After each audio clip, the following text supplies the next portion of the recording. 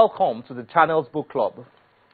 Today is the UNESCO World Book and Copyright Day, and we are joining millions of people in UNESCO's 195 member states, including Nigeria, to celebrate and promote literature and copyright.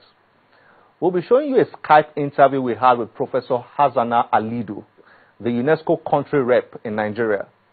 She explained to us what today means and her thoughts on Nigeria's book culture.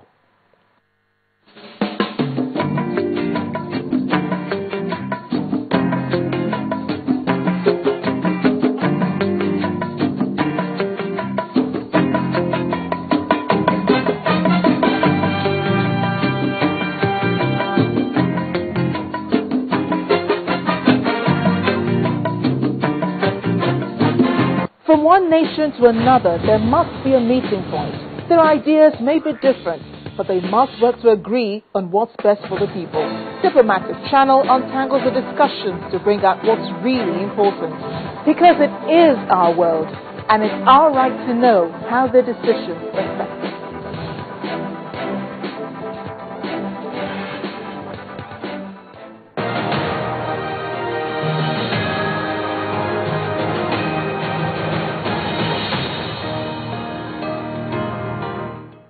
Can you please tell us about the UNESCO World Book and Copyright Day?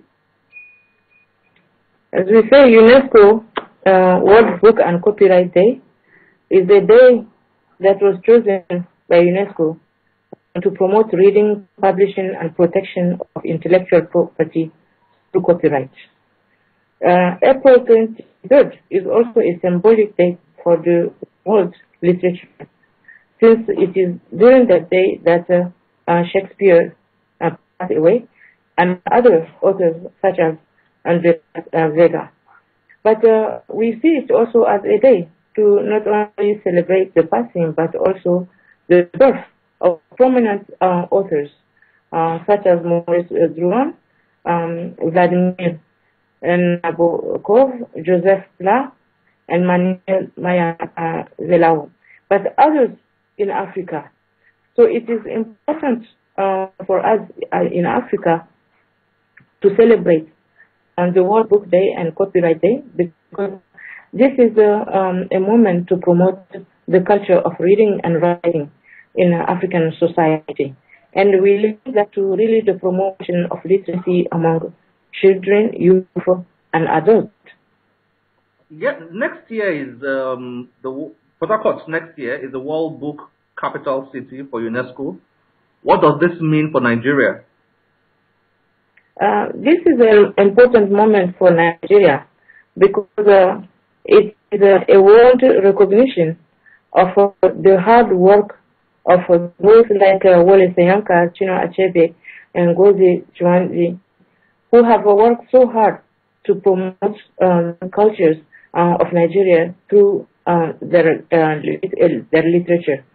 So for us, it's a moment where the world will turn around to Port Harcourt, but also to Nigeria, to learn about Nigerian culture, but to learn also about African culture, but as also the world will share their culture. So we'll have European, we'll have Americans, we'll have Asian, also turning to Port Harcourt to share their own culture. And this is a very important moment for world peace, because we believe that it is through literature that people get to connect more. Our Gigi Irona Bukova will call it rapprochement of people. And it's also a moment to really celebrate diversity and to promote peace through dialogue, cross-cultural dialogue. What do you think Nigeria can do to improve its book and copyright culture? We believe it is all parties, including authors, publishers, teachers, librarians, the public and the private sector should first recognize that books are an integral part of society today. A society which is knowledgeable is bound to really promote the culture of reading. And by so doing, it is important to encourage authors by really enacting and upholding laws that protect the production and the publications of books. Because right now we are confronted with the issue of the protection of intellectual property due to piracy. Information technology is a great invention, but at the same time, it has created an environment where it is very difficult to protect the copyright. So it is very important that not only government, but also publishers and the private sector respect the copyright so that the authors can live without having the fear that their material will be duplicated and that they would not benefit from their work.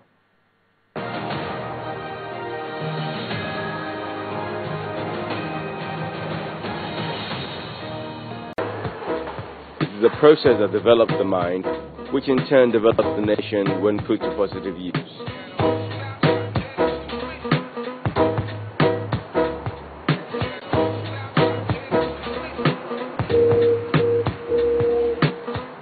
Nigerians have been described as being a happy people, but are they a reading people?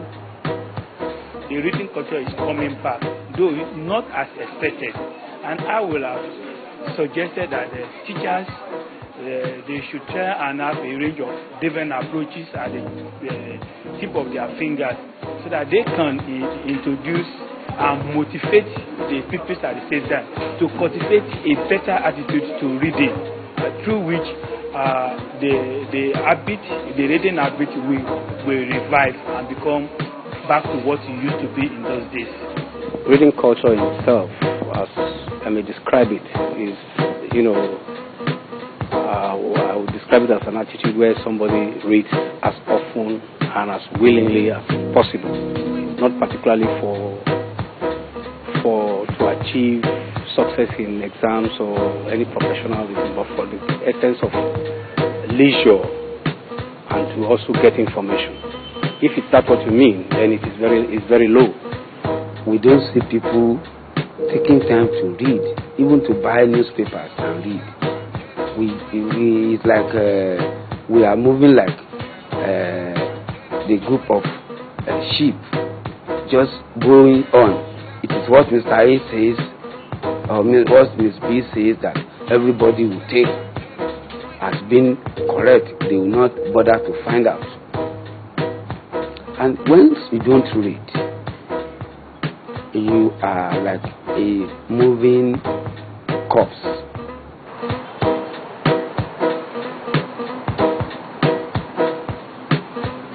Various libraries across the country share similar stories of low patronage, old books, and an overall uninspiring atmosphere for reading.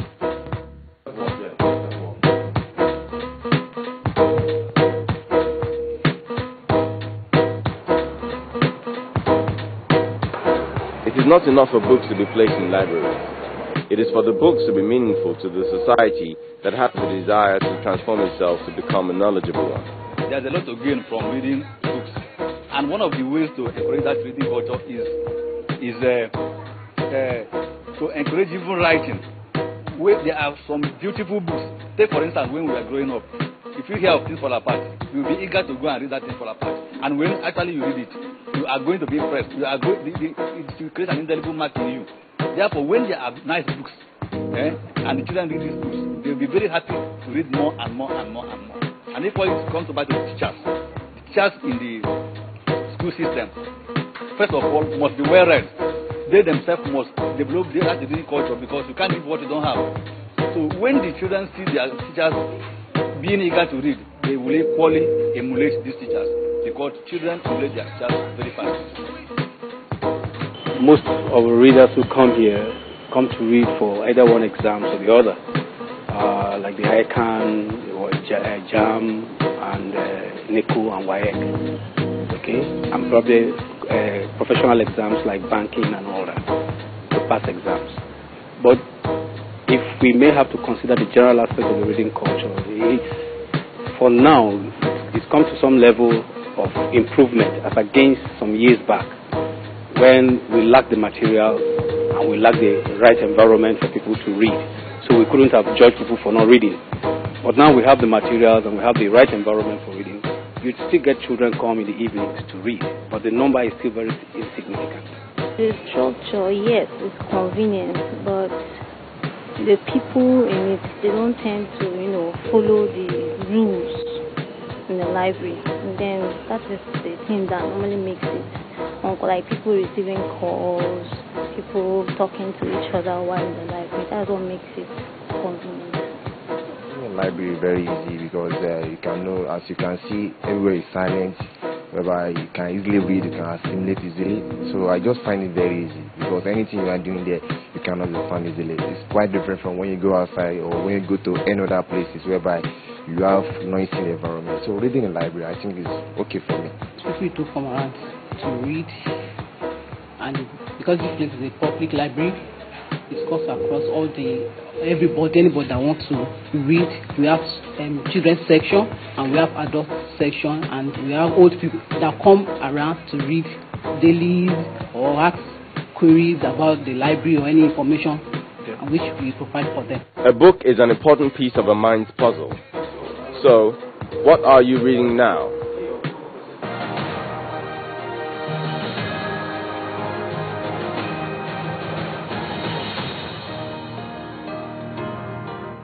Did you ever know there are 11 public libraries in Lagos State? Well, we have been visiting libraries in Nigeria, particularly those in Lagos. I will be showing you a few interesting clips from our visits, plus a chat we had with the Lagos State Director of Library Board. We are trying to send books to all the libraries regularly. That's what we do. New books, up-to-date books.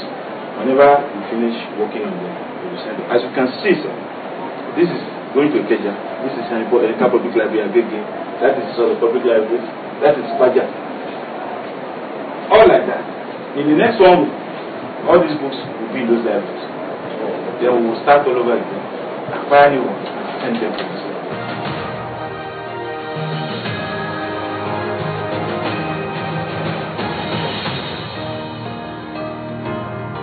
From one nation to another, there must be a meeting point.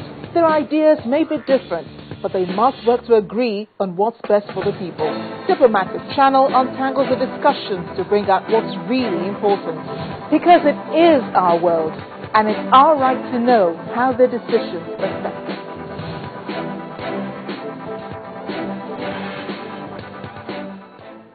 Can you please explain to us the structure of the libraries in Nigeria generally? Well, as you know, this is a federation. The federal, the state, and the local government. At the national level, there's the national level. At the state level, there's the library board, which is supposed to oversee the development of libraries in the state.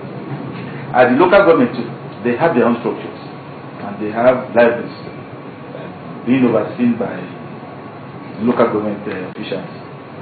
So the 3 tiers of libraries in Nigeria were supposed to actually spread library services within the country. We, in the state, we are trying our best to spread it. For example, as I said, we have 11 libraries within the state. We are also supposed to oversee the development of school libraries. We are supposed to train personnel of school libraries and even the local government if they seek our assistance. We are also supposed to set up libraries, even for the ministries. All the ministries, if they desire to have libraries, it is our job to set up libraries for them and train their staffs who will manage the libraries. How do the public libraries in Lagos State operate? Are they free? Do people have to pay? Well, for the Lagos State Library Board, in line with the state government's policy, it is free education. So in the state library board, you don't pay anything to do that library services. You just walk into any of the libraries. All you need to have is your ID card. You walk in and you can use our facilities. Even when you want to borrow, all we will need is just a guarantor. It is also still free, but there will be a guarantor because we want to be sure that you will return our books when they're supposed to be, when they are due. That is all. It is still free. Nobody will take the cover from you. This is just to encourage everybody to read and use the library services in the state. Can you please share with us some statistics with regard to libraries? How many readers, how many volumes of books, and so on? Thank you very much. As I said, we have 11 libraries. As at December 2012, the library board has 168,812 volumes of books. 177,573 people visited our libraries, all the 11 libraries. You can read that. 138,721 books were read by the people who visited our libraries. And as at last year, we had 698 new readers. These are people who want to borrow our books for home reading. 698 of them. Those are the basic statistics. How would you describe the state of the libraries in Lagos State? We are trying to develop library services in the state. We may not have enough money, but with the little we have, we are trying to develop library services in the state. For example, all the 11 libraries, we have provided computers, internet enabled, so that when you get to the library, apart from reading, you can actually go on internet. The only thing is that you will need to inform the librarians to assist you, because we don't want unnecessary, unauthorized use of internet in our libraries. The Yahoo thing, which we try to prevent. But every library is internet enabled, and we have books on every subject. As you know, it's a public library, from medicine to carpentry. We cater for everybody. What are your greatest needs and concerns with regards to improving the libraries in Lagos State? As in every organization, we want more books. We want more equipment. Computers, they are not enough. The staffing too. We want more staff. The greatest problem actually now is staffing. As you know, new universities are springing up everywhere. They need librarians. And so, the library board has a big problem. They are poaching. It is poaching. Because when I train my staff, they just come in and take them because they offer them bigger pay. So I still have to start all over again. And they still come in and poach. Actually, it is not their fault. The pay they have over there is far better than what they pay in government. And that is why nobody will stay where he will get a better pay. He will move on. So that is the greatest problem I have. But we are coping. We are coping. Well, does that mean you're not worried about the state of the libraries? Any cry for help? There is. It is not enough. And we can still do better. We have appealed to private sectors. We have. And every time we do appeal to individuals too. And they have been responding. In all sincerity, I have to thank the people of Lagos State. Many of them are interested in developing everything in the state. And you'll be surprised that people walking, they just walk in and say, please, I have 1 or 2 things to donate to the library. And they do donate. From time to time. Different organizations, they do donate. And we take them. And usually we assure them that these things will be judiciously used. What annual events do you organize for the libraries? Well, for a start, we have one. That is the Children Reading Program. This program is meant for children between the ages of 6 and 12. Because we want to encourage reading culture in children. What happens in this event is that during their long vacation, we encourage children to come into the libraries. They will read as many books as possible, and they will summarize each of the books they read. At the end of the period, we have a panel who will look at what they have written and decide on the best 3 for each library. At the end of the exercise, we will have a party for them. Host a party. They will be given a medal and certificate. And we have a party for even all the participants. So every year we do that. The other one is that because of the state of school libraries in terms of personnel, the board decided to take the group by the own. So we organized an annual workshop for the principals, one, for the teachers who are supposed to oversee the libraries in schools, and for the library clerks who will man these libraries in schools. So every year we have a workshop for principals, teachers, and library class. That every year. Then, from this year, I intend to also start with the local governments to organize a workshop for them, so that the whole state will work in synergy, state government and the local government. Why is the private sector not actively involved in improving the public libraries in Lagos State? Really, from my perspective, I think the private sector, at the beginning of the year, because that was the thinking, they say they have their calendars, so things that they wish to do, even for a long period of time, 4 or 5 years. But certainly, libraries are not part of it.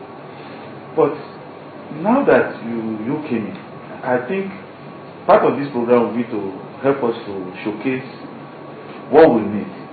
And I would love the private sector to come into this area so that they can help us develop library services in this area. Thank you very much, sir, for your time. We appreciate you. Thanks for your time.